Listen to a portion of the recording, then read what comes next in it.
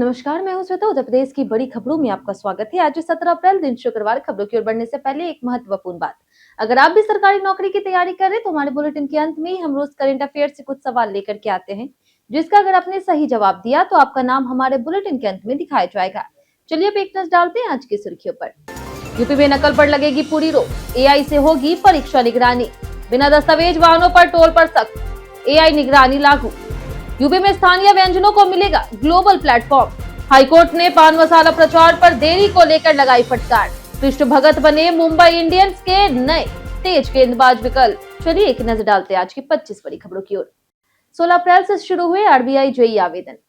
RBI ने JEE engineer पदों पर भर्ती का नोटिफिकेशन जारी कर दिया। आवेदन 16 अप्रैल 2026 से शुरू हो चुके हैं और 6 मई तक चलेंगे। आयु सीमा 20 से 30 वर्ष है, जिसमें आरक्षण के अनुसार छूट मिलेगी।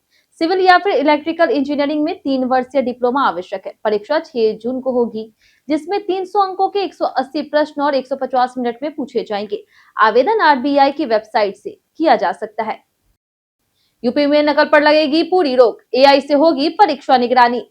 उत्तर प्रदेश शिक्षा चयन आयोग ने परीक्षाओं को नकल विहीन और पारदर्शी बनाने के लिए जीरो टॉलरेंस नीति लागू की है। मुख्यालय में एआई आधारित कंट्रोल रूम और हाईटेक कैमरों से सभी परीक्षा केंद्रों की रियल टाइम निगरानी होगी। आयोग ने सख्त कार्रवाई की चेतावनी दी है और अभ्यर्थियों से ईमानदारी से परीक्षा देने की अपील की है। बिना दस्तावेज वाहनों के टोल पर सख्त एआई निगरानी लागू। यूपी में 2 टोल प्लाजा इटौजा और अहमदपुर पर एआई आधारित ई डिटेक्शन सिस्टम शुरू किया गया। अब बिना बीमा, फिटनेस, पीयूसी और अन्य दस्तावेजों के वाहनों का स्वचालित ई चालान होगा।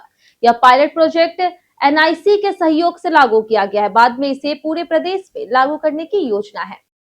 यूपी में स्थानीय व्यंजनों को मिलेगा ग्लोबल प्लेटफॉर्म। प्रदेश में एक जनपद एक व्यंजन योजना को गति दी जा रही। बैंक इसमें ऋण, प्रशिक्षण और वित्तीय प्रबंधन सहायता देंगे। स्थानीय व्यंजनों की ब्रांडिंग, पैकेजिंग और मार्केटिंग कर उन्हें वैश्विक पहचान दिलाई जाएगी। सरकार क्लस्टर विकसित कर रोजगार बढ़ाने और खाद्य कारोबार को मजबूत करने का लक्ष्य रखती है। औद्योगिक क्षेत्रों में श्रमिक हितों को लेकर के नई सख्ती लागू। मुख्यमंत्री योगी आदित्यनाथ ने औद्योगिक क्षेत्रों में श्रमिकों की सामाजिक सुरक्षा, समय पर वेतन और सुविधाओं को प्राथमिकता बताते हुए सख्त कार्रवाई के निर्देश दिए। नोएडा उपद्रव के बाद असामाजिक तत्वों की पहचान कर सार्वजनिक करने और एजेंसियों की जांच के आदेश दिए गए।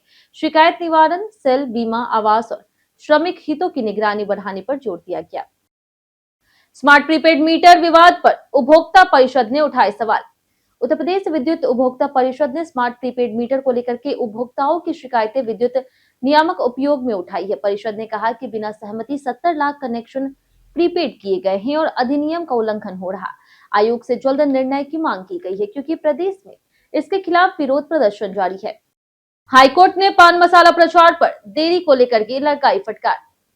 इलाहाबाद हाईकोर्ट की लखनऊ पीठ ने गुटखा कंपनियों के प्रचार मामले में केंद्रीय उपभोक्ता संरक्षण प्राधिकरण पर 5,500 रुपए जुर्माना लगाया है। जनहित याचिकाओं में कई फिल्मी हस्ती और खिलाड़ियों पर पान मसाला विज्ञापन के जरिए गलत संदेश फैलाने का आरोप लगा। कोर्ट ने मामले में देरी पर नाराजगी जताई और गंभीरता से जांच की जरूरत बताई। झांसी में बनेगा 100 बेड का कैंसर अस्पताल।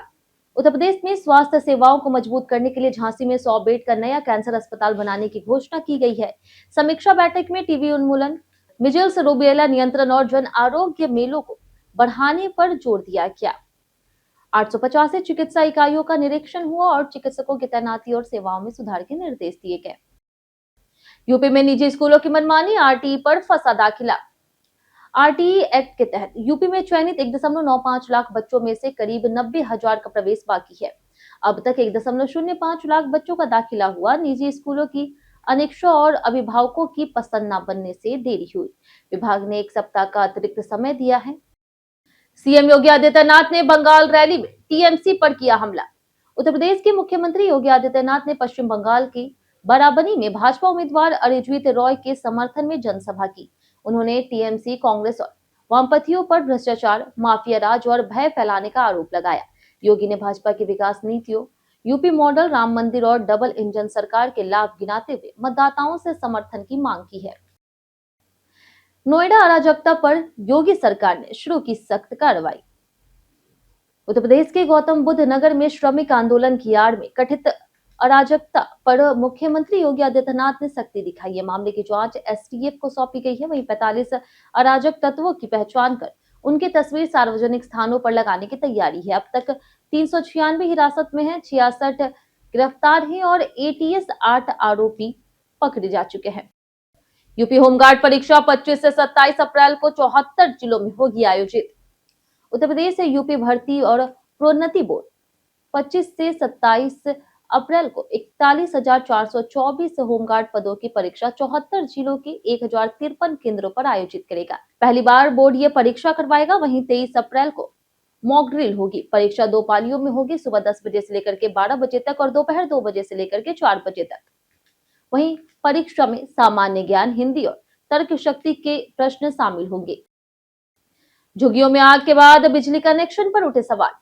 झुग्गियों में बिजली की कनेक्शन की वैधता पर जांच होगी। विकास नगर में आग लगी, जहां खंभों पर दर्जनों मीटर लगे थे, कई कूलर पंखे मिले। अवैध कनेक्शन या फिर मिलीभगत की आशंका है। वहीं बिजली सप्लाई बंद की गई है। 33 केवी लाइन की भी जांच होगी। सिविल डिफेंस और दमकल ने राहत बचाव किया। लोगों का रैन बसेरा भेजा गया है। महिला आरक्षण बिल पर अखिलेश का भाजपा पर तीखा हमला। अखिलेश यादव ने महिला आरक्षण बिल को लेकर के केंद्र सरकार और भाजपा पर तीखा हमला बोला। उन्होंने इसे पिछड़े, दलित और अल्पसंख्यक समुदाय के खिलाफ षड्यंत्र बताते हुए जनविरोधी करार दिया। अखिलेश ने कहा कि भाजपा इस बिल से महिलाओं को गुमराह कर रही और इसे अपनी सत्ता बचाने का राजनीतिक हथकंडा बताया। उन्होंने भाजपा पर आरोप लगाए। चतुर्थ श्रेणी कर्मचारियों पर एआई ट्रेनिंग का दबाव बढ़ा। लोक निर्माण विभाग में चतुर्थ श्रेणी कर्मचारियों पर मिशन कर्मयोगी के तहत एआई कोर्स करने का दबाव है, जिनमें कई अनपढ़ हैं और उनके पास मोबाइल या फिर ईमेल नहीं है। आरोप है कि फर्जी ईमेल और नंबरों से कोर्स पूरा कराया जा रहा है। इंजीनियर संघ ने इसे अव्यवहारिक बताते हुए मुख्यमंत्री से आदेश रोकने की मांग की है। प्रदेश के स्कूलों में नारी शक्ति वंदन अभियान की शुरुआत। प्रदेश के सभी परिषदीय और माध्यमिक विद्यालयों में नारी शक्ति वंदन अभियान की शुरुआत गुरुवार से हो चुकी है, जो 3 दिनों तक चलेगी।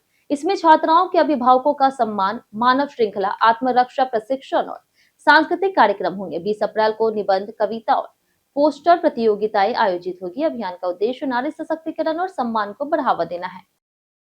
यूपी में अल नीनो का असर, तापमान तेजी से बढ़ा। बुंदेलखंड में भीषण गर्मी बढ़ने लगी है और बांदा में तापमान 44.8 डिग्री सेल्सियस तक पहुंच गया है। यूपी में अल नीनो के प्रभाव से अगले 3 से 4 महीनों तक हीट वेव और शुष्क मौसम रहने की संभावना है। मौसम विभाग ने 72 घंटे के लिए चेतावनी जारी की है और दोपहर में बाहर न निकलने की सलाह दी है। यूपी में फार्मर आईडी अनिवार्य, योजनाओं में तेजी के निर्देश। मुख्य सचिव एसपी गोयल ने गैस आपूर्ति, कालाबाजारी रोकने और प्रवासी श्रमिकों को मुफ्त 5 किलो एलपीजी सिलेंडर उपलब्ध कराने के लिए निर्देश दिए। पीएनजी कनेक्शन बढ़ाने, किसानों को फसल बीमा और क्षतिपूर्ति देने, अवैध शराब पर कार्रवाई और फार्मर रजिस्ट्री 100% तक पूर्ण करने पर जोर दिया गया। 15 मई से फार्मर आईडी अनिवार्य होगी। ऐशबाग स्क्वायर अपार्टमेंट में फ्लैट पंजीकरण 30 अप्रैल तक बढ़ा। एलडीए ने ऐशबाग स्क्वायर अपार्टमेंट में 384 प्रीमियम फ्लैटों के लिए पंजीकरण की अवधि 30 अप्रैल तक बढ़ा दी है। 1900 वर्ग फीट के फ्लैटों का आवंटन लॉटरी से होगा। पंजीकरण शुल्क 5% रखा गया है। प्रोजेक्ट में 4 27 मंजिला टावर, आधुनिक सुविधाएं और 3 साल में निर्माण पूरा करने का लक्ष्य है। 20 अप्रैल तक चलेगा अग्नि सुरक्षा जागरूकता और निरीक्षण कार्यक्रम। अग्निशमन और आपात सेवा द्वारा 14 से लेकर के 20 अप्रैल तक अग्नि सुरक्षा सप्ताह मनाया जा रहा है। इस दौरान सभी जिलों में बहुखंडी, व्यावसायिक और सरकारी इमारतों की अग्नि सुरक्षा जांच की जाएगी। 16 से 19 अप्रैल तक निरीक्षण और जागरूकता अभियान चलेगा, जबकि 20 अप्रैल को ग्रामीण क्षेत्रों में विशेष सुरक्षा जागरूकता कार्यक्रम आयोजित होगा। यूपी पुलिस को एआई प्रशिक्षण देने के लिए हुआ समझौता। उत्तर प्रदेश पुलिस अब एआई और आधुनिक टेक्निकों में प्रशिक्षित होगी। पुलिस तकनीकी सेवाएं मुख्यालय और जेनिथ स्कूल ऑफ एआई के बीच समझौता हुआ है। इसके तहत 50 पुलिसकर्मी और 10 अधिकारी 16 सप्ताह के प्रशिक्षण में आर्टिफिशियल इंटेलिजेंस, क्लाउड कंप्यूटिंग और सॉफ्टवेयर प्रणालियों की ट्रेनिंग लेंगे। इसका उद्देश्य पुलिस को हाईटेक बनाना है। बिजली कर्मचारियों के समर्थन में जन जागरण अभियान होगा शुरू। विद्युत कर्मचारी संयुक्त संघर्ष समिति ने बिजली कर्मचारियों के कथित उत्पीड़न के विरोध में गुरुवार से जन जागरण अभियान शुरू करने की घोषणा की। वहीं सहारनपुर और शामली में सभाएं होगी। 36 दिनों में प्रदेश भर में 60 सभाएं, 5 रैलियां और प्रेस वार्ताएं आयोजित की जाएगी। समिति संविदा कर्मियों की बहाली और आउटसोर्स व्यवस्था की मांग कर रही। गर्मी में ट्रेनों के एसी फेल, यात्रियों की बड़ी परेशानी। गर्मी बढ़ते ही ट्रेनों में एसी फेल होने की शिकायतें सामने आई है। गरीब रथ, बांद्रा, गोमती नगर, लखनऊ, पाटलिपुत्र, दून एक्सप्रेस सहित कई ट्रेनों में कूलिंग की समस्या रही। यात्रियों ने रेल मदद ऐप पर शिकायतें दर्ज कराई, लेकिन राहत नहीं मिली। वहीं कुछ स्पेशल ट्रेन घंटों लेट चलने से यात्री परेशान होकर के रिफंड की मांग कर रहे हैं। कई कारणों से दर्ज है भारत के इतिहास में आज की तारीख। 1900 में बिहार के पूर्व मुख्यमंत्री विनोदानंद झा का जन्म हुआ। 1961 में ब्लेडर्स खिलाड़ी गीत सेट्टी का जन्म हुआ। वहीं 1990 में दृष्टिहीन आईएफएस अधिकारी बेनो जेफाइन का जन्म हुआ। 2021 में अभिनेता विवेक का निधन हुआ। 2013 में वीएस रमादेवी, 2011 में ब्रिगेडियर भवानी सिंह और 1975 में सर्वपल्ली राधाकृष्णन का निधन हुआ। कृष्ण भगत बने मुंबई इंडियंस के नए तेज गेंदबाज विकल्प। आईपीएल 2026 में मुंबई इंडियंस ने चोटिल स्पिन ऑलराउंडर अधर्व अंकोलेकर की जगह 21 वर्षीय तेज गेंदबाज कृष्ण भगत को शामिल किया है। पंजाब के लिए 7 प्रथम श्रेणी और 9 लिस्ट ए मैच खेलने वाले भगत 30 लाख रुपए बेस प्राइस पर टीम से जुड़े।